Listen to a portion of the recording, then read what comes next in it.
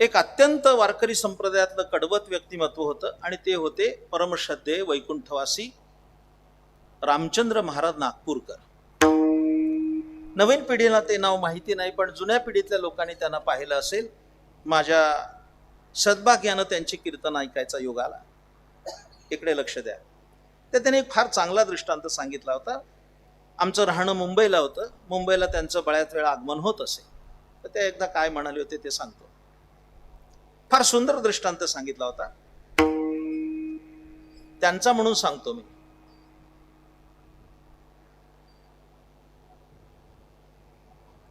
इथून कोल्हापूर रेल्वे जाते निरेहून. जे लोक रेल्वेने प्रवास करतात त्यांना हा दृष्टांत कळेल. तुम्ही कधी एखाद्या स्टेशनला उतरल्यानंतर त्याच्या फलकाकडे बघितलं आहे काय? पण तेवढा वेळ कुणाला नसतोय. पण एखाद्या स्टेशनच्या फलकावर त्याच्या पुढे जंक्शन लिहिलेलं असतं. हे फरांदे महाराज फार लोक कमी ऐकतात, वाचतात. प्लॅटफॉर्मला उतरल्यानंतर पाहिलं पाहिजे, पण तेवढा वेळ नसतो. प्रश्न असा आहे की त्याला जंक्शन असं का म्हटलेलं असतं? इको बंद केला तर बरं होईल. इको बंद करा. पुणे जंक्शन आहे, दौंड जंक्शन आहे,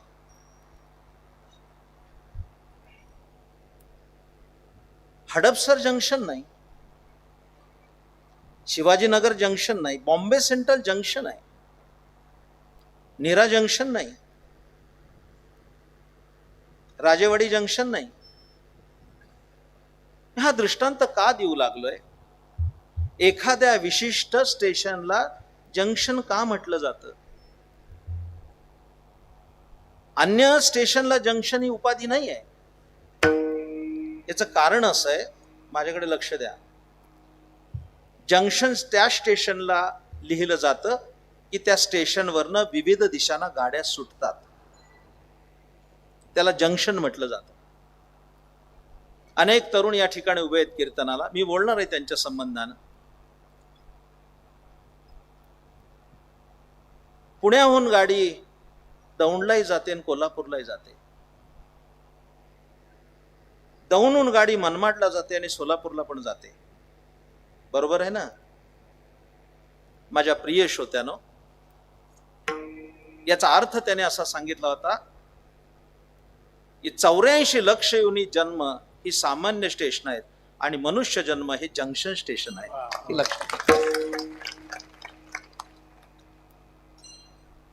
आपण जंक्शन स्टेशनला उभे आहोत. येणेच शरीरे शरीरा येणे सरे किंबहुना येर झारे चिरा पडे. आता काय घडायचं ते या स्टेशनला घडेल. मनात आलं तर गाडी अलंकापुरीला जाईल. काही कळतंय माझं बोलणं? मनात आलं तर गाडी अलंकापुरीला जाईल आणि घसरली तर लंकापुरीला जाईल. मनात आलं तर आळंदीला जाईल. योग्य रस्ता सापडला. या स्टेशनवरनं गाडी क्षीरसागरात पण जाईल महाविष्णूच्या, आणि घसरली तर नवसागरात जाईल. आपण ठरवायचं कुठं जायचंय. या शरीरात हे घडेल हे लक्षात घ्या. इकडे लक्ष द्या माझ्याकडे. याची देही घडे देवाचे भजन, याची देही घडे देवाचे भजन, याची देही घडे देवाचे भजन, याची देही घडे देवाचे भजन. आणि कहे ज्ञान नाही कोठे, नाही कोठे, आणि कहे ज्ञान नाही कोठे, नाही कोठे, आणि कहे ज्ञान नाही कोठे, नाही कोठे, आणि कहे ज्ञान नाही कोठे, नाही कोठे.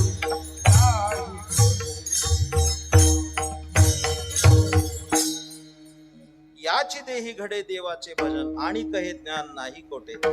अन्यत्र दुसऱ्या योनीमध्ये ही व्यवस्था नाही, हे लक्षात ठेवा. माझ्या प्रिय श्रोत्यानो,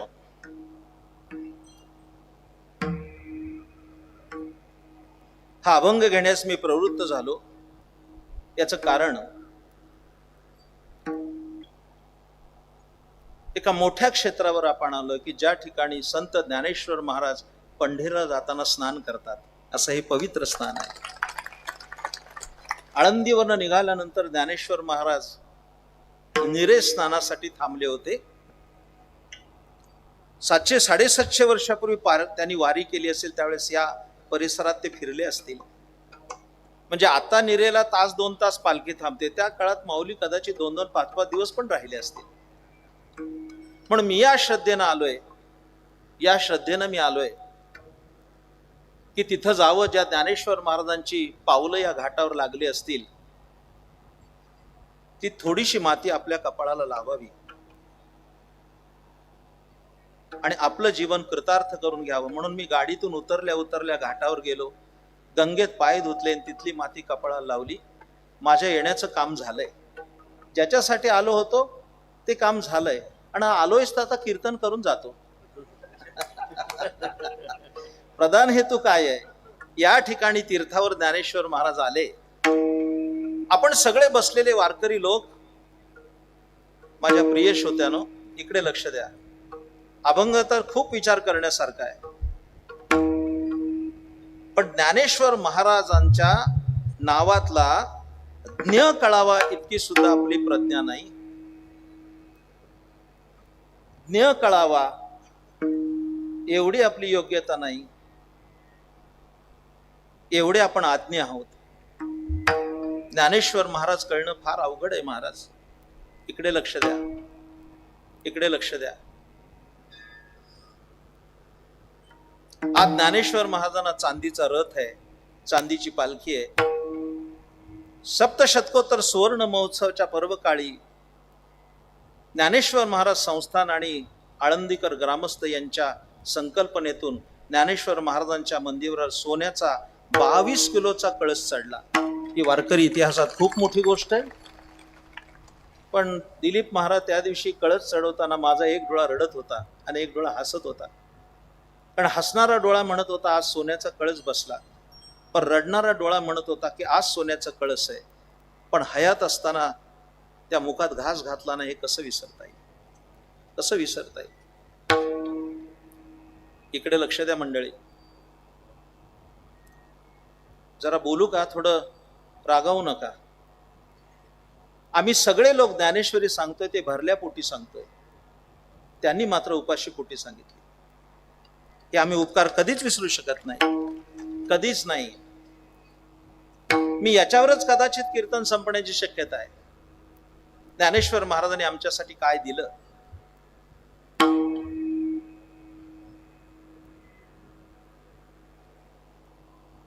मला विस्तार करायला खूप जागा आहे, पण तुम्ही करणार नाही वेळेच्या अभावी. पण आपली साहित्य संपदा इतकी मोठी आहे, इतकी मोठी आहे. जे सगळे अभ्यासक या ठिकाणी उभे आहेत. आमच्याकडे वेद आहेत, आमच्याकडे उपनिषद आहेत, आमच्याकडे शास्त्र आहेत, आमच्याकडे रामायण महाभारतादी महाकाव्य आहेत, आमच्याकडे सकल संत गाथा आहे. पण इकडे लक्ष द्या, माझा विचार काय चाललाय, थोडं बारकाईनं अभ्यास करा. वेद काय, उपनिषद काय, पुराण काय, रामायण काय, महाभारत काय, हा सगळा साहित्याचा प्रवास गिरवाणवाणीत आहे. म्हणजे सगळी साहित्य संपदा संस्कृतात आहे. आणि या सर्वाचं मंथन असणारी श्रीमद भगवद्गीता ती सुद्धा संस्कृतात आहे. हे गीता नाम विख्यात सर्व वाङ्मयाचे मथित, आत्मा जेणे हस्तगत रत्न होय. वास्तव स्वीकारला काही अडचण नसावी. तुम्हा आम्हा सारख्याला तर संस्कृत येतच नव्हतं ना, आजही येत नाही. जरा बोलू का? क्षमा करा. अजून मराठी जोड शब्द नीट येत नाही तर संस्कृत कुठला? मराठीतला जोड शब्द आम्ही नीट उच्चारू शकत नाही. एका समारंभाला गेलो होतो आणि सत्कारापोटी तिथल्या सरपंचाने असं म्हणायचं होतं की महाराजांना पुष्पगुच्छ देण्यात येईल. त्याला पुष्पगुच्छ नीट उच्चारता आला नाही, तो पुच्छगुच्छ म्हणाला. म्हणजे पुष्पगुच्छ हा शब्द आम्हाला उच्चारता येत नाही. आता काय सांगू तुम्हाला. मदनराव माझे मित्र आहेत. आज माझा योग चांगला आहे की आज कीर्तनाला आलेत. सातारा जिल्ह्याचं ते भूषण आहे. संपूर्ण महाराष्ट्रात जी काही 10-5 नामांकित मंडळी, त्यांचं अग्रगण्य नाव घ्यावं लागेल. ते आणि मी एकत्र होतो तेव्हाची गोष्ट सांगतो. तेव्हा मुंबईला होते ते शिकायला आणि आम्ही एका समारंभाला गेलो बरं का. आणि समारंभ संपला. कॉलेजला व्याख्यान होतं माझं MA विद्यार्थ्यांपुढं आणि संपल्यानंतर ज्ञानेश्वरीच्या संबंधानं होतं. संपल्यानंतर आम्ही मराठी विभाग, त्या मराठी विभागाचे प्रमुख बसले होते आणि एक प्रोसिजर म्हणून आम्हाला वेफर चिवडा आला. त्याला विचारा. आणि तो शिपाई असा चिवडा वाटत होता. तेवढ्यात ते प्राचार्य, मराठी विभागाचे प्राचार्य त्या शिपायावर खेकसले आणि म्हणाले, ए आधी लेडीज बायकांना दे. हा काय मराठी आहे. दिलीप महाराज मला हसता पण येईना हो. आता त्याने बोलवलं, त्यांच्या चुका कुठं काढणार. आता लेडीज तरी म्हण, नाही तर बायका तरी म्हण. मराठीच्या प्राध्यापकाची अशी परिस्थिती. मग खरं सांगू का, मी पण त्याच्यात मिसळून गेलो. म्हणलं सर जरा थांबा, जेंट्स बाप्यानं वाटून होऊ द्या, लेडीज बायकांचं नंतर बघ. ही भाषेची आमची अडचण एवढी मोठी आहे. भाषेची अडचण एवढी मोठी आहे. मला खरं सांगू का, इकडे लक्ष द्या. ज्ञानोबारांनी रेडा बोलवला, भिंत चालवली, सच्चिदानंद बाबांना उठवलं. जरा लक्ष द्या माझ्याकडे. ज्ञानोबारायांनी रेड्याच्या डोक्यावर हात ठेवला आणि रेडा वेद बोलला. याचं मला कधीही नवल वाटलं नाही. फक्त वाक्य पूर्ण ऐका. कोणी पत्रकार असेल तर एवढंच टाकू नका, सकाळीच गोंधळ होईल. सध्या फार संवेदनशील काळ आहे. माझं वाक्य पूर्ण ऐका, समजून घ्या. ज्ञानोबारांनी रेड्या, नीट ऐका. ऐकलं नीट तर कळेल. वारकरी कीर्तन फार बारकाईनं ऐकावी लागतात, ढोबळ मानानं नाही. आणि कीर्तनही लोक काय ऐकतात, कीर्तन चालू असतं, त्या पकवाजाची कणिक पडलेली असते, ती उचलायची, त्याचा उंदीर करायचा, तो उंदीर मोडायचा, त्याचा मोदक करायचा. असे आचरट चाळे करत कीर्तन ऐकले तर कसं कळेल. इकडे लक्ष द्या. माझं वाक्य नीट ऐका. ज्ञानोबारायांनी रेड्याच्या डोक्यावर हात ठेवला आणि रेडा वेद बोलला. ज्ञानोबारायांनी रेड्याच्या डोक्यावर हात ठेवला आणि रेडा वेद बोलला. नवल नाही, नसता बोलला तर नवल झालं असतं. हा मुद्दा आहे. नसता बोलला तर नवल झालं असतं. एवढ्या मोठ्या महापुरुषाचा हात लागला आणि बोलला नाही. बोललाच पाहिजे ना. इकडे लक्ष द्या. ज्ञानोबाने रेडा बोलवला, नवल नाही. भिंत चालवली, नवल नाही. चाललीच पाहिजे. जरा बोलू. मेलेला माणूस उठवला. कर्तुम अकर्तुम अन्यथा कर्तुम शक्ती ज्या महापुरुषाची असेल त्याच्या जीवनात काय अडचण आहे. जरा नीट ऐका मी काय म्हणतोय. मला कधी कधी असं वाटतं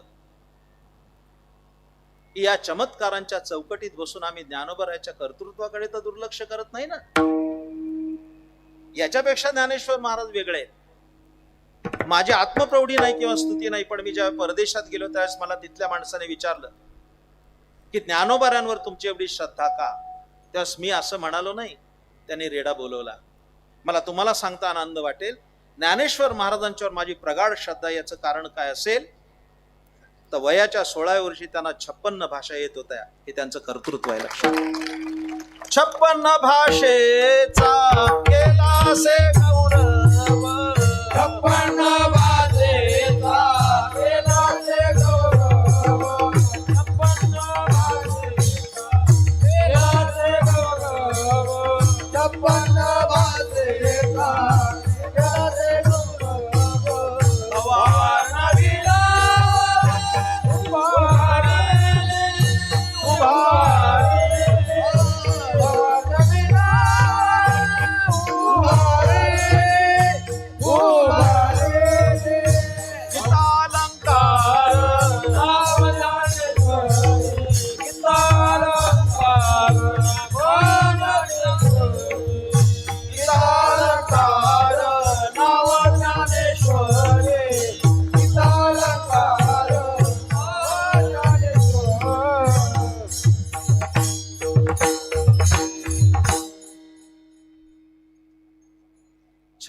भाषा येत होत्या. आपली एक मराठी नाही हो. क्षमा करा मला. तुम्हाला आश्चर्य वाटेल, आता पुण्यामध्ये एक स्पर्धा झाली. 30 सेकंद मराठी विशुद्ध बोलायचं. शेकडो विद्यार्थी नापास झाले. 12वीच्या परीक्षेत 90,000 विद्यार्थी मराठीत नापास झालेत. एक मराठी धड नाही. बरं, हिंदी तरी असावी ना. बाजारात हा गेला तर त्या भाजीवाल्याला विचारतो बटाटो कितनु को दिया. आता काय ती हिंदी तरी धड आहे का? अरे बाबा, त्याला बटाटा म्हणत नाही, त्याला आलू म्हणतात. या बालूला कधी कळायचं त्याला आलू म्हणतात? अशी भाषेची. आता मी भाषेचा अभ्यासक आहे म्हणून सांगतो. माझ्या प्रिय श्रोतांनो माझ्याकडे लक्ष द्या. ज्ञानोबा नंतर मोठा माणूस झाला विनोबा. परांदे महाराज विनोबांना 27 भाषा येत होत्या. थोडं आत्मपरीक्षण करून बघा आमची भाषा कशी आहे. मला तिकडेही जास्त जायचं नाही. माझा मुद्दा हा आहे, घेऊन जाताना ज्ञानोबा यांना 56 भाषा येत होत्या, पण गीतेचा अर्थ करण्यासाठी त्यांनी मराठीची निवड केली. हा मराठी भाषिकांवर केलेला सर्वात मोठा उपकार आहे. मला कधी कधी असं वाटतं, ज्ञानोबाऱ्यांनी जर कानडी ज्ञानेश्वरी सांगितली असती तर काय केलं असतं? कोणाला एंडूगुंडू आलं असतं? आणि ज्ञानोबाऱ्यांनी जर गुजराती ज्ञानेश्वरी केली असते तर आपल्या वाट्याला आलीच नसती. पण तिरे संस्कृताची गहने तोडून या मराठी या शब्द सोपाने रचिली धर्मनिधाने श्री निवृत्ती देवे माझा मराठाची बोलू कौतुके परी अमृतातेही पैजा जिंके आईसी अक्षरे रसिके मेळवीन.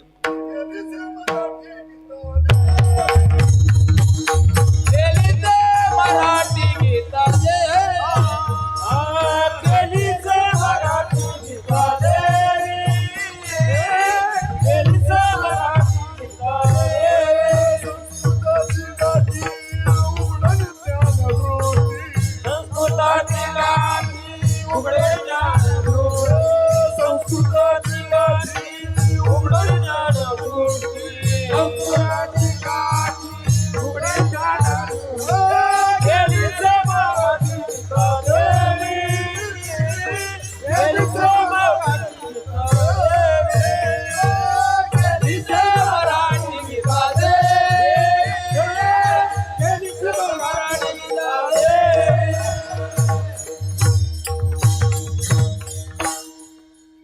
मराठीकरण झालं नाही तर कोणाला कळली असते? लक्षात ठेवा,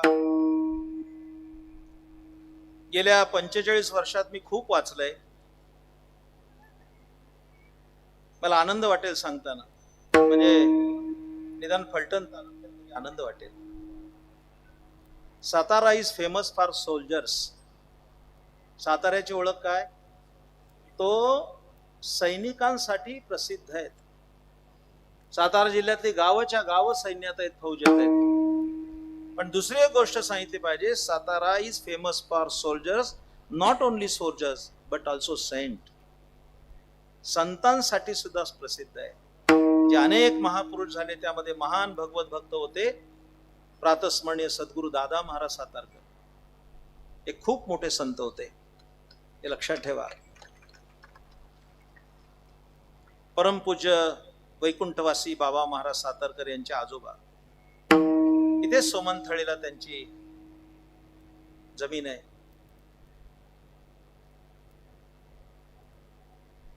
ज्ञानेश्वरी सांगायची अलौकिक धाटणी होती. इकडे लक्ष द्या जरा. मला कदाचित प्रस्तावनेत वेळ जास्त जाईल, पण असं दिलीप महाराजांचं माझं काही ठरलं नाही की सगळा अभंग संपला पाहिजे. इकडे लक्ष द्या. दादा महाराज मुंबईला राहत होते. त्यांच्यासारखी ज्ञानेश्वरी सांगणारा माणूस विरळा. जरा ऐका तर खरं. गिरगावच्या कांदेवाडीत पहाटे 6 वाजता ज्ञानेश्वरी सांगत होते. 7 दिवस नाही, 12 महिने. आणि सकाळी 6 वाजता 200 लोक ज्ञानेश्वरी ऐकायला येत होते. 12 माई. संध्याकाळी 6ला येत नाही 200. पहाटे 6ला कोण येत असतील?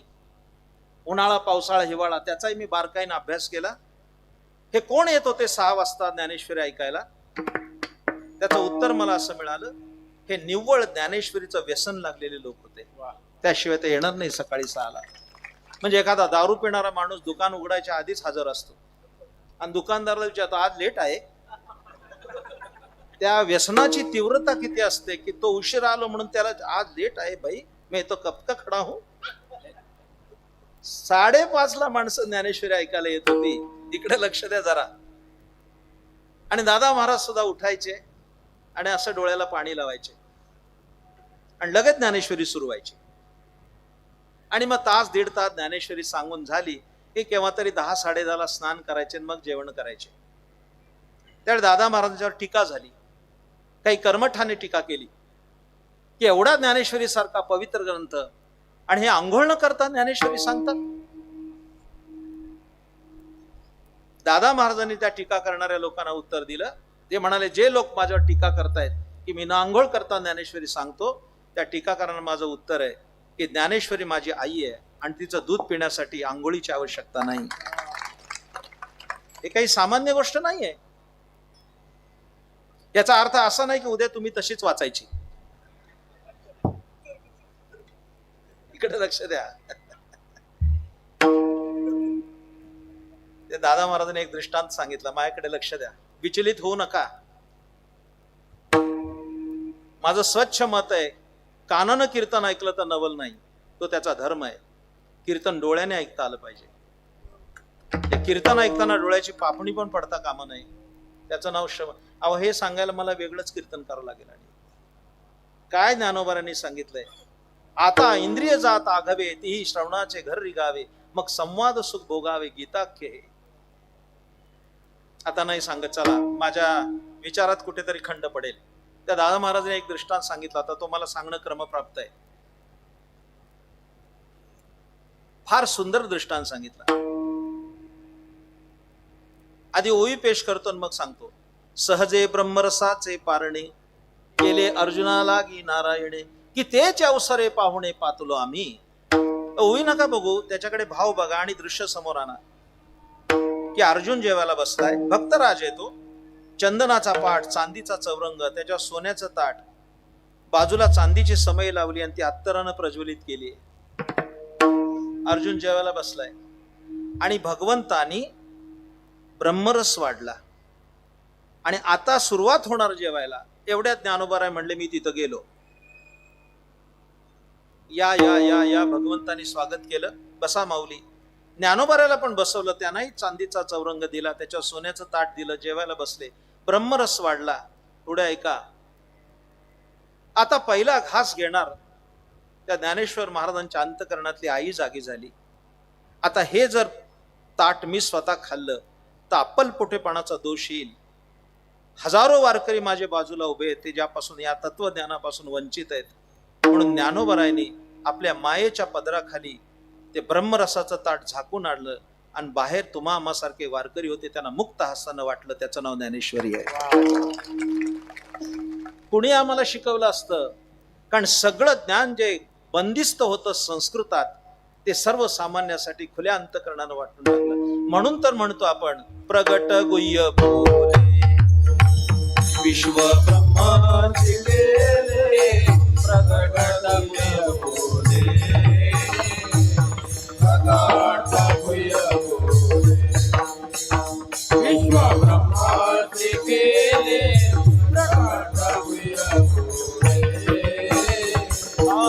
रामया जनार्दनी पायी टकची ठेले, पायी टकची ठेले.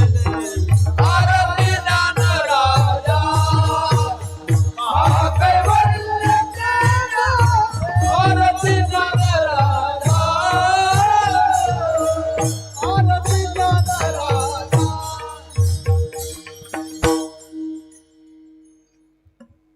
ज्ञानेश्वरी झाली. हे सगळं सांगण्याचं कारण, या अभंगाचा विचार करताना एक संदर्भ देणं गरजेचं आहे. माझ्याकडे लक्ष द्या. मध्यंतरी ज्ञानेश्वरी करणारे ज्ञानेश्वर महाराज वेगळे आणि अभंग करते ज्ञानेश्वर महाराज वेगळे असा वाद निर्माण झाला होता. फार थोड्या लोकांना माहिती आहे, पण प्रातस्मरणीय गुरुवर्य मामासाहेब दांडेकर यांनी त्याचं खंडन केलं आणि मामांची ज्ञानेश्वरी आपण वाचा, त्याच्या प्रस्तावनेत हे सगळे मुद्दे खोडून टाकले. ज्ञानेश्वरी सांगणारे, गीतेचा अर्थ करणारे ज्ञानेश्वर महाराज आणि अभंग करते ज्ञानेश्वर महाराज एकच आहे, दोन नाहीत. आता हा मुद्दा खूप मोठा आहे, मला विस्तृत करता येणार नाही, पण या अभंगाचं दुसरं चरण जर लक्षात घेतलं, माझ्याकडे लक्ष द्या, मी सुचारू पद्धतीनं तिकडे चाललोय. श्रीमद भगवद्गीतेच्या 6व्या अध्यायाच्या 5म श्लोकामध्ये जा, तुम्हाला काय दिसतंय बघा. उद्धरेदात्मनात्मानं नात्मानमवसादयेत आत्मैव ह्यात्मनो बंधुरात्मैव रिपुरात्मनः तव हसोन श्रीकृष्ण म्हणे नवल आहे तुझे बोलणे कवणासी काय दिजेल कवणे अद्वैती ये. फार मजा आहे महाराज ज्ञानेश्वरीत, फार मजा आहे. जरा बोलू का? ज्ञानेश्वरीमध्ये गीता आहे, पण गीतेत ज्ञानेश्वरी नाही. हे ज्ञानेश्वरीचं वैलक्षण आहे. वैलक्षण खूप मोठं आहे. गीतेविण रंग दावे ज्ञानेश्वर महाराज म्हणतात, माझ्या ग्रंथातून गीता वजा केली तरी स्वतंत्र ग्रंथ राहील. हे लक्षात ठेवा. त्यातली आता सांगतो उगीच, आता सगळे वारकरी इथे आहेत, मजा सांगतो. हा श्लोक वाचताना खालची टीका वाचा. उद्धरेदात, होमवर्क म्हणून घरी बघा. उद्धरेदात्मनात्मानं नात्मानमवसादयेत, त्याच्या खालची टीका. तव हसोन श्रीकृष्ण म्हणे नवलना हे तुझे बोलणे. प्रश्न असा आहे की त्या श्लोकाखाली भगवान हसले असा गीतेत उल्लेख नाही आहे का? बर, प्रश्न असा आहे, ती हसण्याची जागा आहे का? गदांचे ठणठणाट, तलवारींचे खणखणाट, आरोळ्या, किंकाळ्या, रक्ताचे पाठ, तिथं काय हसायचं कारण आहे? पण भगवान हसले ना. आमच्या परंपरेने ज्ञानेश्वरी खूप अभ्यासली. माझे सद्गुरू संत श्रेष्ठ धुंडा महाराज देगलूरकर जे ज्ञानसूर्य होते, वयाच्या 90 वर्षात त्यांनी 70 वर्ष चातुर्मासात ज्ञानेश्वरी सांगितली.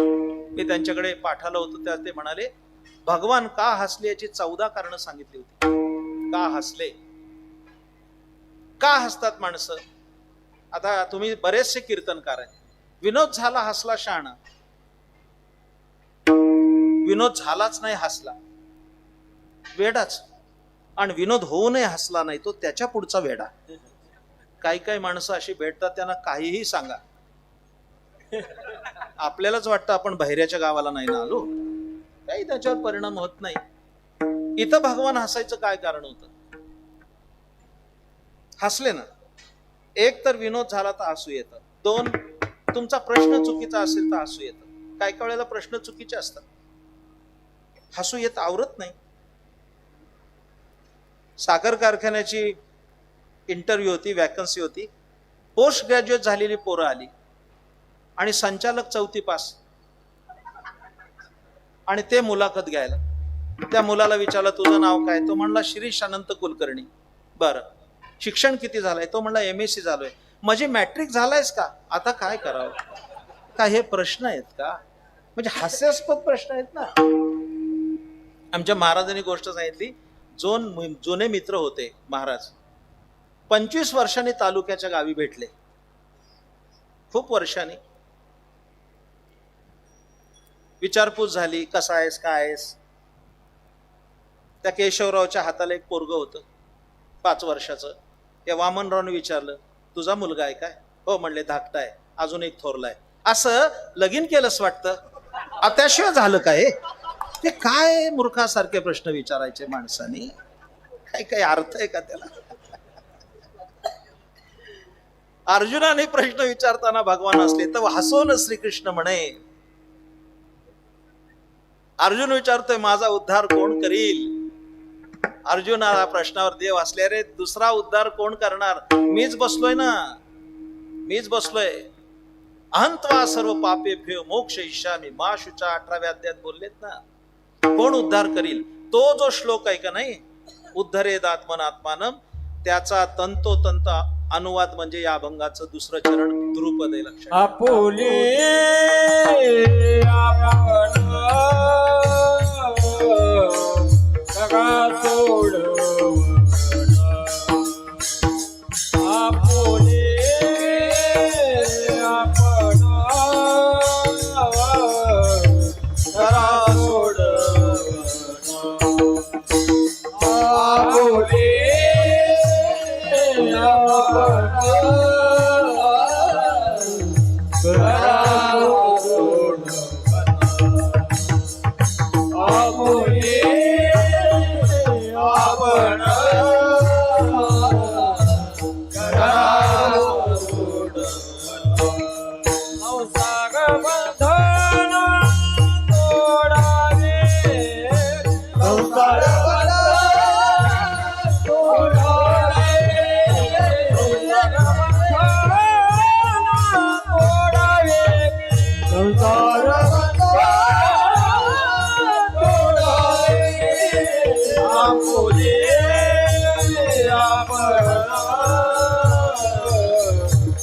सोडवण पुण्या परत का सोडवण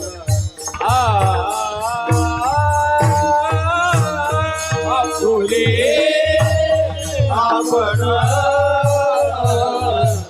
का सोडवण आपोली आपण का सोडवण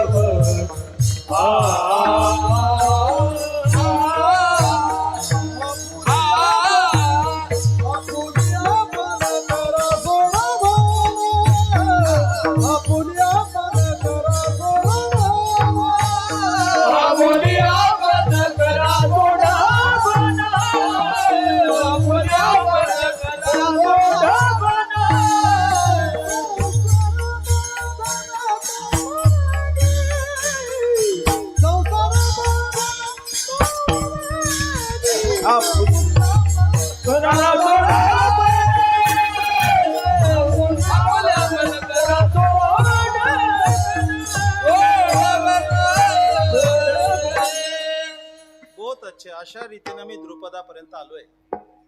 प्रवेश तिथून केलाय. आपणच आपली सोडवणूक करून घेतली पाहिजे, ना की अन्य कुणी करेल. म्हणून सुरुवात केली. जंक्शन स्टेशनला उभे आहे. उद्धाराचं हे एकच असं स्टेशन आहे की आपण उद्धार करू शकतो. म्हणून आमची जी व्यवस्था आहे त्यावर बोलणार आहे. सर्व कॅटेगरीतले लोक माझ्या समोर आहेत. आता श्रीमद भागवताचं या ठिकाणी चिंतन चालू आहे. त्यामध्ये चतुर्विध आश्रम व्यवस्था सांगितली आहे. येईल आता, इकडे लक्ष द्या, किंवा येऊन गेली असेल. 100 वर्षाचं माणसाचं आयुष्य आहे. मला वेळ कमी पडणार आहे, मला माहिती आहे, पण एकही मिनिट मी पुढे जाणार नाही. काळजी करू नका. किती सांगितलं त्यापेक्षा काय सांगितलं हे महत्वाचं आहे. चतुर्विध आश्रम आहेत. ब्रह्मचारी आश्रम, गृहस्थ आश्रम, वानप्रस्थाश्रम आणि संन्यास आश्रम, हे 4 आश्रम आहेत. इकडे लक्ष द्या. 100 वर्षाच्या आयुष्यात व्यवस्थापन काय आहे, जरा ज्या कॅटेगरीतले लोक असेल त्या कॅटेगरीच्या लोकांनी तसं ऐका. मी संक्षेपानं सांगतो, बहुश्रुत आहात. वय वर्ष 0 ते 25 हा ब्रह्मचारी आश्रम आहे. 25 ते 50 हा गृहस्थ आश्रम आहे. 50 ते 75 हा वानप्रस्थाश्रम आहे. आणि 75च्या पुढे आयुष्य मिळालं तर संन्यास आश्रम आहे. 4ही गोष्टी सांगतो. पहिल्या आश्रमामध्ये फक्त अभ्यासच करायचा आहे. वय वर्ष 0 ते 25 या कॅटेगरीतले लोक थोडे दिसतात मला आज. बहुतेक त्यांना याची आवश्यकता नसावी. थोडे बहुत लोक आहेत, त्याने ऐका तर खरं. फक्त अभ्यास. आता दिलीप महाराज तत्वचिंतकांना औदासीन्य आहे. कारण या वयोगटातली मुलं मोबाईलमध्ये बर्बाद होतात की काय, ही फार कदम साहेब अडचण आहे, फार मोठी. तुम्हाला माहित नसेल, पण 2-3 वर्षाच्या मुलांच्या हातातून मोबाईल कसे काढून घ्यावे त्याचे अभ्यास वर्ग पुण्यात निघाले. याच्यावरनं त्याचं गांभीर्य कळेल. आणि घरी गेल्यानंतर आम्हालाच लोक सांगतात, अहो आम्हाला जेवढं कळत नाही ना ते त्याला कळतं. ही मखलाशी करून आम्ही त्याच्या दोषावर पांघरून घालतोय. त्याचे दुष्परिणाम किती आहेत. खरं म्हणजे ब्राह्ममुहूर्तावर उठून अभ्यास केला पाहिजे. दुर्दैवाने आजची पिढी ब्राह्ममुहूर्तावर झोपायला जाते. 2-3 वाजेपर्यंत मोबाईल बघतायत पोरं. कधी अभ्यास करणार आहात. या वयोगटात अभ्यास केला पाहिजे. 14 विद्या 64 कला आहे, त्याच्या एका कलेमध्ये तरी आम्ही पारंगत झालं पाहिजे. माझे मित्र म्हणून स्तुती करत नाही, कोणी गैरसमज करू नका, पण सगळं आयुष्य मदनरावनी पकवाजासाठी खर्च केलंय. पूर्ण आयुष्य. आज 50शी ओलांडून गेली.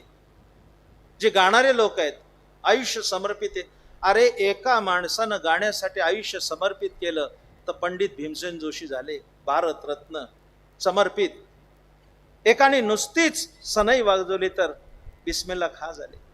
एकेका कलेसाठी एकेकाचे आयुष्य खर्ची घातलं. वय वर्ष ते 25 पर्यंत अभ्यासच केला पाहिजे. 4ही आश्रम सांगतोय. 25ला लग्न झालं पाहिजे. आता होत नाही हा भाग वेगळा. 40-40 वर्षाचे गोड नवरे झालेत. आता एकाने सांगितलं, म्हणले आता अधिक चालू झालाय, या महिन्यात लग्न नाही बाबा, हॉल मिळाला पोरगी मिळेल तर उरकून घे, तू मुहूर्त बघत बसू नको. वय वर्ष 25 ते 50 ग्रस्त आश्रम उत्तम केला पाहिजे असं माझं मत आहे. आणि वारकरी संप्रदाय हा संपूर्ण संसारिकांचा संप्रदाय. ज्ञानेश्वर महाराज आधी भावंड सोडली तर सगळ्या संतांनी प्रपंच केला. आणि जरा वेगळ्या भाषेत बोलतो, जयाचे ऐक धड नाही तयाचे परत्र पुस. मला वेळ नाही आता, पण प्रपंच चांगला करता आला तरच परमार्थ चांगला करता येईल. जरा साध्या भाषेत सांगतो, बायको नाही सांभाळता आली तर देव काय सांभाळणार. नाही पटणार तुम्हाला खरं, पण प्रॅक्टिकली सांगतो, जे संसारिक लोक आहेत चांगला संसार केला पाहिजे. मी आता कार्तिक वारी, आता काय आषाढी वारी गेली ना, कार्तिक वारी झाली. वारीत कीर्तनात मी सांगितलंय, वेगळं सांगितलंय, खचित वेगळं आहे. वारीवरनं जाताना मी कीर्तनात सांगितलंय, आबा मी कीर्तनात, माने आबा आमचे आले, त्यांनी कीर्तनात काय सांगितलंय, घरी जाताना मुरमुऱ्याचं नुसतं पुढं घेऊन जाऊ नका, बायकोला चांगली साडी घेऊन जा. प्रपंच केलाय ना, घेऊन जा. काय कळतंय?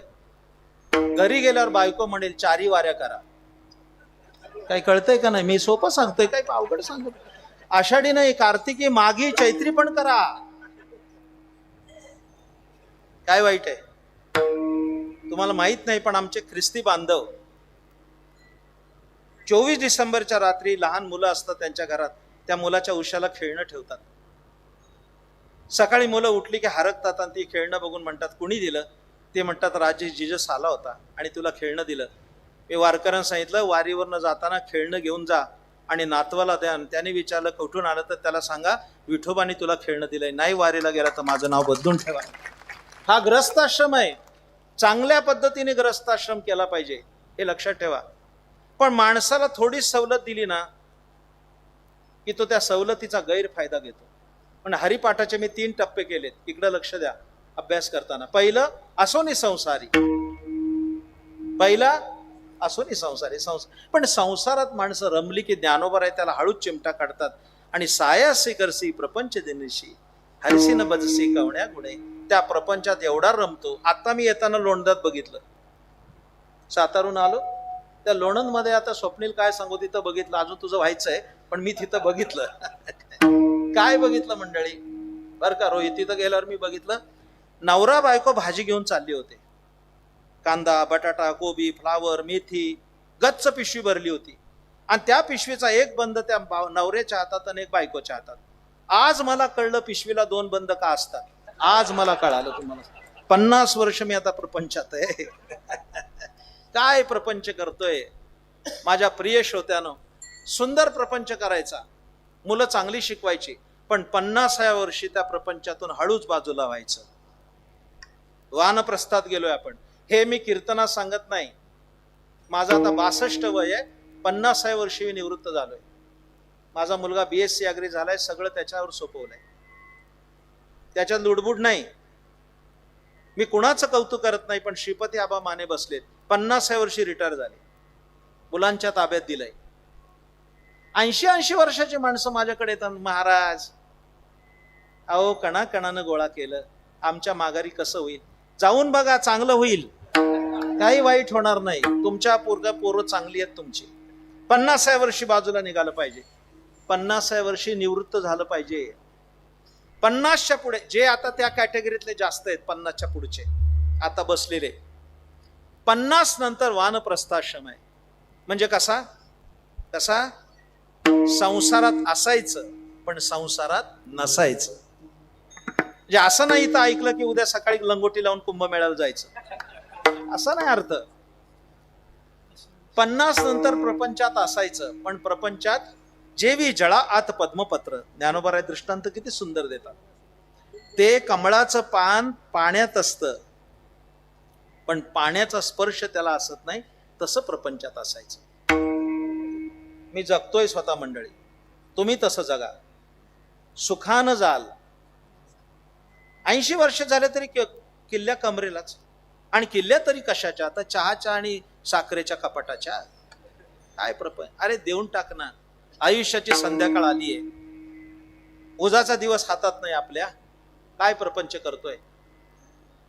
बघा करून किती आनंद आहे.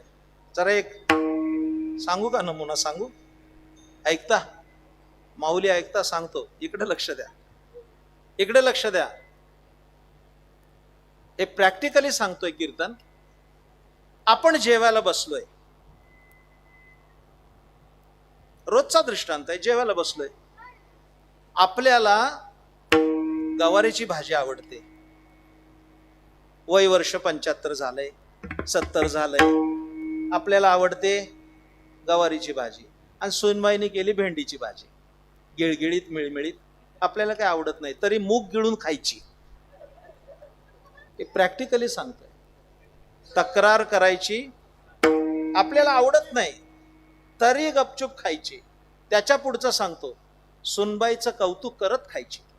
हा हा हा हा, मला काही भेंडी आवडत नाही, पण सुनबाई तुझ्या हाताला चव आहे बरं का, काय भेंडीची भाजी सुंदर केली, भेंडीची जर अशी करते तर गवारीची किती छान करशील. अरे नाही, दुसऱ्या दिवशी गवार झाली तर माझं नाव बदलून ठेवा. असा वानप्रस्थ तरी शिकता आला पाहिजे का नाही. मस्त जीवन काढायचं, आणि 75च्या पुढे आयुष्य मिळालं तर देव माझा आणि मी देवाचा. 75 नंतर काही करायचं नाही. माझ्या माहितीप्रमाणे ज्ञानेश्वरीचा अभ्यास करताना संन्याशाची व्याख्या ज्ञानोबरासारखी कोणत्या दुसऱ्या तत्ववेत्याने सांगितली नाही. मी माझी ऐसी आठवण, विसरले जयाचे अंतकरण, पार्था तो संन्याशी जाण निरंतर. अशा पद्धतीने 100 वर्ष आयुष्य जर काढलं, आपणहून आपण सोडवणूक घ्यायची. आपुली आपण करा सोडवण, संसार बंधन तोडा वेगे, विठोबार भोमाई. टाळी वाजवा, विठोबार भोमाई. टाळी वाजवा, टाळी वाजवा, विठोबार भोमाई. बोला पुंडलिक वरदा विठ्ठल ज्ञानदेव तुकाराम कुमार कुमार, जय जय कुमार कुमार, विठोबार कुमार, विठोबार कुमार, विठोबार कुमार. बोला पुंडलिक वरदा हर विठ्ठल श्री ज्ञानदेव. हा हा हा हा, टाळे टाळे टाळ. विठोबार जय जय. विठोबार विठोबार कुमार, विठोबार कुमार.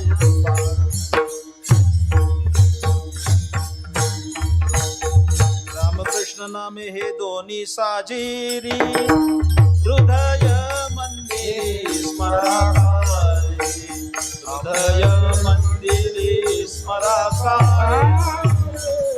हृदय मंदिरी स्मराकारी. रामकृष्ण नामे हे दोन्ही साजिरी, हृदय मंदिरी स्मराकारी, हृदय मंदिरी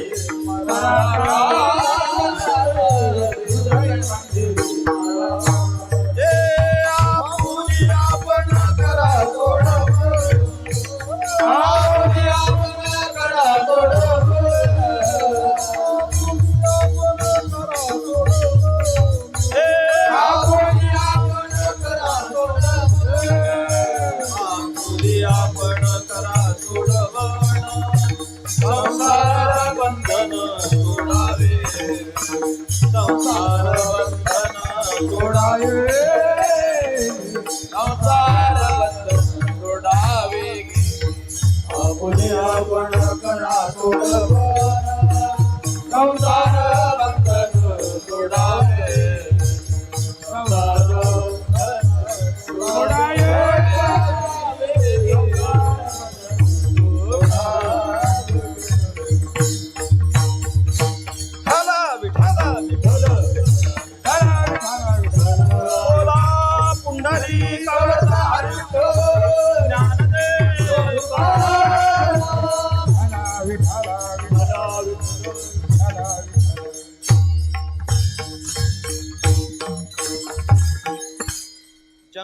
स्टेशनला आपण उभे आहोत.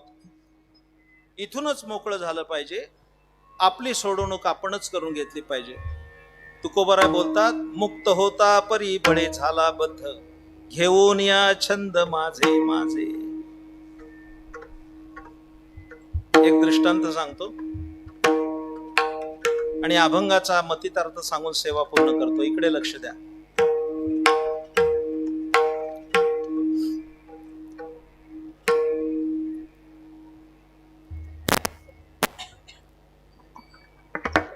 पूर्वी अशा बारीक गळ्याच्या घागरी होत्या बघा, जुन्या. एका बाईने त्या घागरीमध्ये फुटाणे ठेवले आणि बाई बाहेर गेली. ते एका माकडाने बघितले. माकडाला सगळ्यात प्रिय काय असतील तर फुटाणे. माझा स्वानुभव सांगतो. म्हणजे असं बघू नका माझ्याकडे, मी काय माकड नाहीये. माझे वडील क्लास 1 ऑफिसर होते, मुंबईत राहत होतो आणि बिर्ला कॉलेजचा विद्यार्थी मी. त्या कॉलेजला असताना 12वीच्या वर्गात शिकताना कल्याण जवळ एक हाजी मलंग नावाचा डोंगर आहे. त्याला आता मलंगड म्हणतात. त्या आमचे मित्र काय म्हणाले, चला महाराज आपण जाऊ. गेलो आम्ही आबा. आता त्या डोंगराच्या पायथी गेल्यानंतर त्याने सांगितलं एक काठी घ्यावी लागते. मी काही म्हातारा नाही, घ्यावी लागते. माकडं असतात. ते 1 रुपयाला काठी घेतली बर का. पुढे गेल्यावर ते म्हणले जरा फुटाणे घ्या. म्हणलं मला काही आवडत नाही. तुम्हाला नाही हो, ती माकडं आहेत, त्यांना फुटाणे दिल्याशिवाय जात नाहीत. तुम्हाला सांगतो बरं का. त्या दुकानात गेलो. 1 रुपयाला 100 फुटाण्याच्या पुड्या. मला वाटलं इथं फुटाणे स्वस्त मिळतात. म्हणलं किती स्वस्त आहेत? 1 रुपयाला, 1 पैशाला 1 पुडी. तर माझा मित्र म्हणला महाराज जरा उघडून बघा. मी पुडी उघडून बघितलं, एका पुडीत 1च फुटाणा. काय त्या माकडाची तरी समजूत आहे हो. ती पुडी टाकली की माकड खायचं आणि पळून जायचं. मला सांगायचं काय, अतिशय प्रिय माकडाला फुटाणे. ती बाई बाहेर गेल्यानंतर ते माकड खिडकीतून आत आलं आणि त्या माकडाने फुटाण्याच्या अभिलाषेनं घागरीत हात घातला. जाताना हात गेला. फुटाणे घेतल्यावर मूठ फुगली. आता हात कुठं येतो बाहेर. जोर लगा के हैया. कसं वाटलं? अशा ताकदीनं त्यांनी तो हात ओढायला प्रयत्नशील राहिला. रक्तबंबाळ हात झाला पण हात बाहेर निघाला नाही. मला काय तुम्हाला विचारायचंय, त्यांनी लोकांना हाका मारून बोलवलं की मला सोडवा, मला सोडवा, याच्यातून मोकळं करा. समजा त्रयस्थ माणूस जरी आला तरी त्या माकडाला तो सोडवू शकेल का? त्याचा हात त्या घागरीतून काढू शकेल का? नाही काढणार.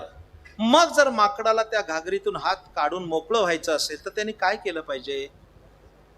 फुटाणे सोडले पाहिजेत. फुटाणे सोडलं की माकड मोकळंच आहे. मी त्या माकडाची गोष्ट सांगत नाहीये. अरे फुटाणे सोडा की तुम्ही मोकळेच आहेत.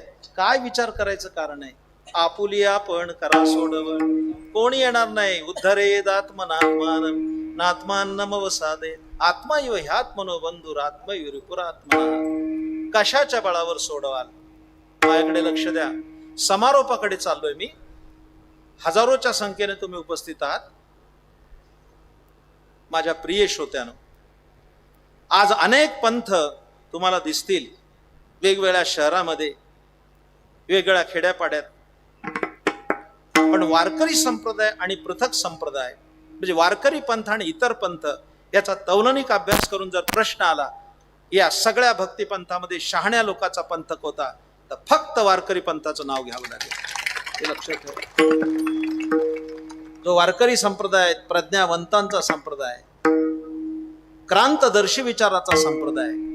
कारण या संप्रदायाने, इकडे लक्ष द्या, सर्वसामान्य माणसाच्या उद्धारासाठी सूक्ष्म आणि दुस्तर मार्ग मोडून टाकल्याने नामाचा राजमार्ग सर्वांसाठी केला.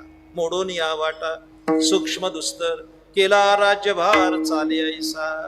म्हणून आता इथे जमलेले तमाम लोक बाकी काही करायचंय ज्ञानोबाराने जे सांगितलंय राम कृष्ण नामे ही दोन्ही साजिरी हृदय मंदिरी स्मराकारे. नामा व्यतिरिक्त काही करायचं नाही. उगीच डोळे झाकून बसतय, देव सोडून सगळं दिसतंय.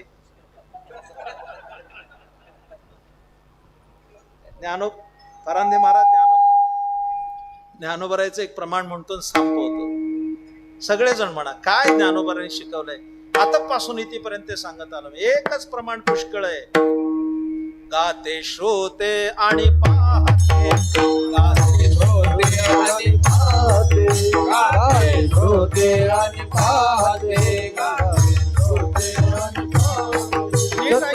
विनोदी दुष्टिते, चतुर विनोदी दुष्टिते, चतुर विनोदी दुष्टिते, सोहम भावी पूर्ण जाते, सोहम भावी पूर्ण जाते, भावी पूर्ण जाते, भावी पूर्ण जाते. या सकळा देवी नवडी, यावत देवी नवडी.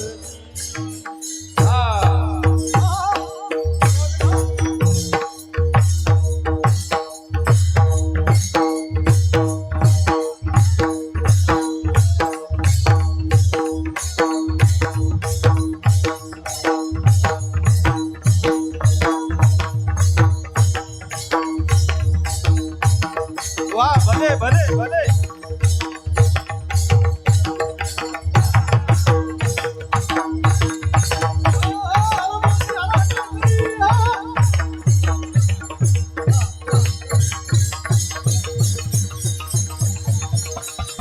या सकळा देवी नवडी, यावत देवी नवडी.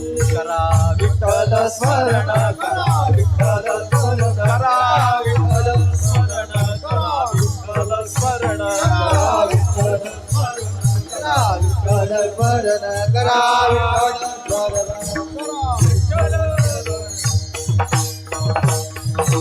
ज्ञानोबा माऊली तुकाराम, ज्ञानोबा माऊली तुकाराम, ज्ञानोबा माऊली तुकाराम, ज्ञानोबा माऊली तुकाराम, ज्ञानोबा माऊली तुकाराम, ज्ञानोबा माऊली तुकाराम, ज्ञानोबा माऊली तुकाराम. ज्ञानोबा माऊली बोला पुंडलिक ज्ञानदेव.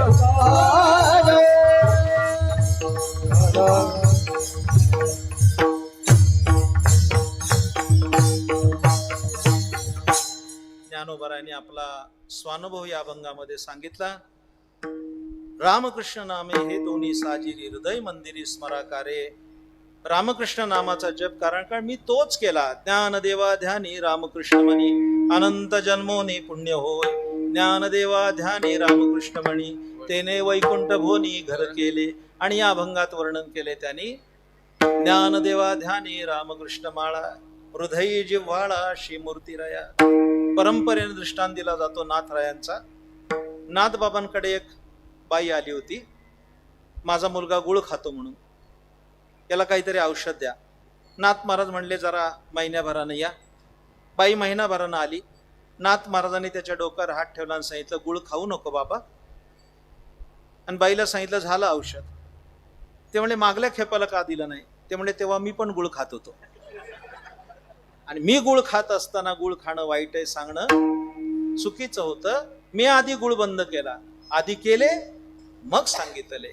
ज्ञानोबारांनी स्वतः नामसाधना केली. लक्षात ठेवा.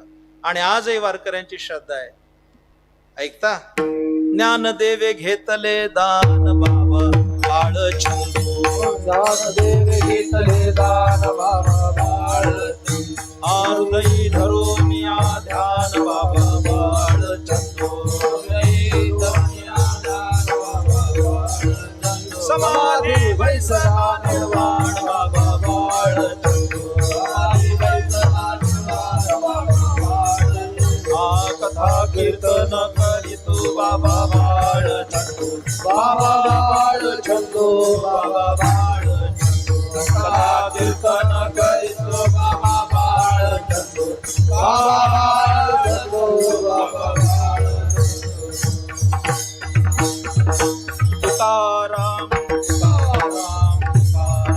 तुकाराम तुकाराम तुकाराम तुकाराम तुकाराम तुकाराम तुकाराम तुकाराम तुकाराम तुकाराम कीर्तन संपलं. सर्वांना माझं नम्र निवेदन आहे, वाईट खाऊ नका, वाईट पिऊ नका. आमचा व्यसनमुक्त संघ काम करतोय गेली अनेक वर्ष. दारू, गांजा, अफू, चरस, ताडी माडी व्यसन करू नका, वाईट खाऊ नका, वाईट पिऊ नका, परस्त्री पाप नजरेने पाहू नका. दररोज आंघोळ करा, तुळशीला पाणी घाला, एकादशीला उपवास करा, जय जय रामकृष्ण हरी मंत्र म्हणा, आळंदी, पंढरी, देहू, त्र्यंबक, पैठण आदी वारी करा आणि सुखानं संसार करा. आणि सगळं करण्यासाठी गळ्यात तुळशीची माळ घाला. त्याच्यासारखा आनंद कशातच नाही, कशातच नाही, लक्षात ठेवा. जरा बोलू का? मी आत्ता ज्यांचा दृष्टांत सांगितला, सद्गुरू दादा महाराज पंढरपूरला गेले, त्यांच्या चरित्रात वर्णन आहे. पंढरीला गेल्यानंतर माळ घातली आणि नाचायला लागले. तर काही लोकांना विचारलं, नाचता का? ते म्हणे आनंद झालाय. कशाचा? माळ घातल्याचा. त्यात कसला आनंद? तर त्यांनी सांगितलं, काल गळ्यात माळ नव्हती तेव्हा मरण आलं असतं तर कोणाचा म्हणून मेलो असतो. आज गळ्यात माळ पडली, उद्या जरी मरण आलं तर ज्ञानोबा तुकोबाचा म्हणून मरेल. ही केवढी मोठी भूमिका आहे. माळा असेल तर उत्तम आहे, नसेल तर घाला निरेच्या ठिकाणी. काही काही माणसं आम्हाला शिकवतात आमची मनाची माळ आहे. अजून मला कळालं नाही किती मनाची, 2 मनाची का 5. जरा बोलू का? अरे या जन्मात आम्ही संत नाही होऊ शकत. किती ताकद लावली तरी आणि किती साधना केली तरी या जन्मात संत होऊ शकत नाही. पण संतांचं तर होऊया, हे तर करता येईल. संत नाही होता येणार, पण ज्ञानोबा तुकोबाचं होऊया. हा संदेश तुम्हाला देतोय सगळ्या तरुणांना. व्यसना बाहेरचं प्रलोभन खूप मोठं आहे, फार मोठं आहे. काळ बदललाय. व्यसनानं किती माणसं वाया गेली, बर्बादी आयुष्य. आम्हाला त्या द्रवाचा कंटाळा नाही, होणाऱ्या उपद्रवाचा कंटाळा फार आहे. लक्षात ठेवा, फार मोठा उपद्रव आहे. आता काय सांगू तुम्हाला, इतकी बुद्धी भ्रष्ट होतात माणसं. एक कीर्तनातच पिऊन आला. हे चोपदार होते, त्याने त्याला हक्कला सांगितलं, तिकडे जा, इकडे येऊ नको महाराजांकडं. तो तिथनं ओरडायचा, मला महाराजांना प्रश्न विचारायचा आहे. मी त्या चोपदाराला म्हणलं, त्याला इकडे येऊ दे आणि काय विचारायचं ते विचारू दे, कारण ही गावात वाजणारी घंटा आहे. उद्या गावभर सांगेल रात्रीच्या बाबाला काहीच येत नाही. त्याला येऊ दे म्हणलं. त्याला तो आला आणि सर तसल्या अवस्थेत माझ्या पाया पडला बरं का. त्यांच्या भाषेत तराट होता. येऊन माझ्या पायावर डोकं ठेवलं. त्याला कळलं इथं पाया पडावं लागतंय आणि असा बघायला लागला. ते बघणंही विचित्र असतं, तुम्ही बघून बघा. मग मला प्रश्न विचारायचा, विचारू का? म्हणलं विचार. मला काय वाटलं संसारातलं काहीतरी विचारेल. त्याने मलाच दमात विचारलं, उत्तर देणार का? मग मी सावध झालो. म्हणलं आलं तर देईन, नाही तर आपल्यालाच विचारायचं, पहिल्या धारेची कुठं मिळते. आपण काय उत्तर देणार जर आपण त्या गेलोच नाही रस्त्याला. त्याने मला विचारलं, तुम्हाला अगस्ती मुनी माहिती आहे का? म्हणलं माहिती आहे, मोठे ऋषी होते. तो किती घोटात सागर प्याला? म्हणलं 3 घोटात प्याला. मग मी एका घोटात 9 सागर पिऊन आलो. तो मोठा का मी मोठा? म्हणलं तूच मोठा. आता ब्रह्मांडात तुझ्याशिवाय कोण मोठा आहे? अशी बुद्धी भ्रष्ट होतात. आता माझ्याकडे काय तुम्हाला सांगू, अनुभवाचं गाठोडं एवढं आहे. एकदा माझ्या कीर्तनाला कोण आलं माहिती आहे? ही 10 वर्षापूर्वीची गोष्ट आहे, लॉकडाऊनच्या अगोदर. कदम साहेब एवढी गर्दी होती सांगलीला, 10-1 हजार लोक कीर्तन होते आणि एक बडे ग्रस्त बसले होते. ते लोकांनी मला विचारलं, त्यांना ओळखलं का? म्हणलं मी नाही ओळखलं. अहो म्हणले, ते बापू बिरू वाटेगावकर आहेत, ज्यांनी 7 खून केले. बापू बिरूनी. मी लगेच सांगितलं, आम्ही आतापर्यंत वाल्या कोळी सांगितलं, आता बघितला. माझ्याच हस्ते सत्कार झाला त्यांचा. आणि मग त्यांचं जे भाषण झालं ते आयुष्यात विसरू शकत नाही. आता ते नाहीये त्या जगात. ते म्हटले, मी बॅरलनी दारू पित होतो, बाटलीने नाही. बाटलीनं चढतच नव्हती. बॅरलने पित होतो. 7 खून केलं आणि काळ्या पाण्याची सजा भोगून आलो. आल्यानंतर मात्र गळ्यात तुळशीची माळ घातली. त्याच्यानंतर दारू पिलो ना आता दूध पितो. हा बापूविरोचा अनुभव किती मोठा आहे. आणि मग त्यांनी सगळ्या बायकांना आवाहन केलं, मी तुमचा धर्माचा भाऊ आहे, तुम्ही माझ्या भनी आहात, हा माझा मोबाईल नंबर घ्या आणि जर तुमचा नवरा दारू पिऊन आला तर मला फोन करा, 8वा नंबर त्याचाच लावतो. हे बापूवीर माझ्या कीर्तनात बोलला हो. काय आमूलाग्र परिवर्तन आहे एखाद्या माणसाचं. वाईट खाऊ नका, वाईट पिऊ नका, परस्त्री पाप नजरे पाहू नका, दररोज आंघोळ करा, तुळशीला पाणी घाला, एकादशीला उपवास करा. कीर्तन संपल्यानंतर 5 मिनिटं मी बसणार आहे, कोणाला वाटलं तर माळ घाला. असती तर घातली असती, भानगडच ठेवली नाही, आम्ही गाडीतच माळा ठेवल्या. कोणाला उपरती झाली तर लगेच घालावी. आम्ही आळंद देऊन 20 रुपयाला आणतो, 20 रुपयाला देतो. पार्थ महाराज आहे त्यांच्याकडनं घ्या, पण त्याला विचारू नका 50च्या 3 देतो का. आमचं काही दुकान नाहीये बाबा. जर असेल तुम्हाला घालायची तर, आणि उद्या काढायची असेल तर आज घालू नका. ज्ञानोबा तुकोबाचं होऊया आणि आपलं जीवन आनंदी करूया. ज्ञानदेवा ध्यानी रामकृष्ण माळ, ज्ञानदेवा ध्यानी रामकृष्ण माळ, ज्ञानदेवा ध्यानी रामकृष्ण माळ, ज्ञानदेवा ध्यानी रामकृष्ण माळ. हृदयी व्हाळा श्रीमूर्ती रया, हृदयी व्हाळा श्रीमूर्ती रया. आपुल्या पण करा सोडवण, आपुल्या पण करा सोडवण. हृदयी व्हाळा श्रीमूर्ती रया, हृदयी व्हाळा श्रीमूर्ती रया. आपुल्या पण करा सोडवण, आपुल्या करा सोडवण. संसार बंधन सोडावे गे, संसार बंधन सोडावे गे. आपुल्या पण करा सोडवण, आपुल्या पण करा सोडावे गे, संसार बंधन सोडावे गे. आपुल्या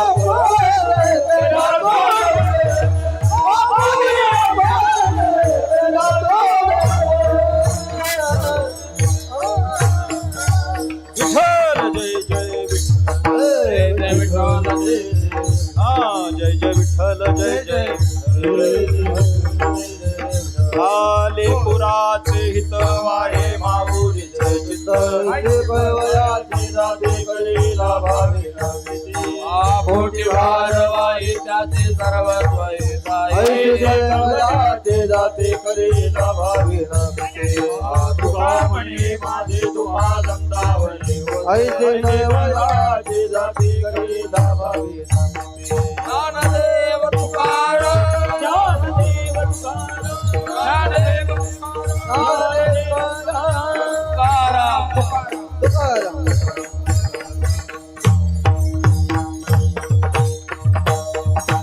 कुंडली कवरदार विठ्ठल श्री ज्ञानदेव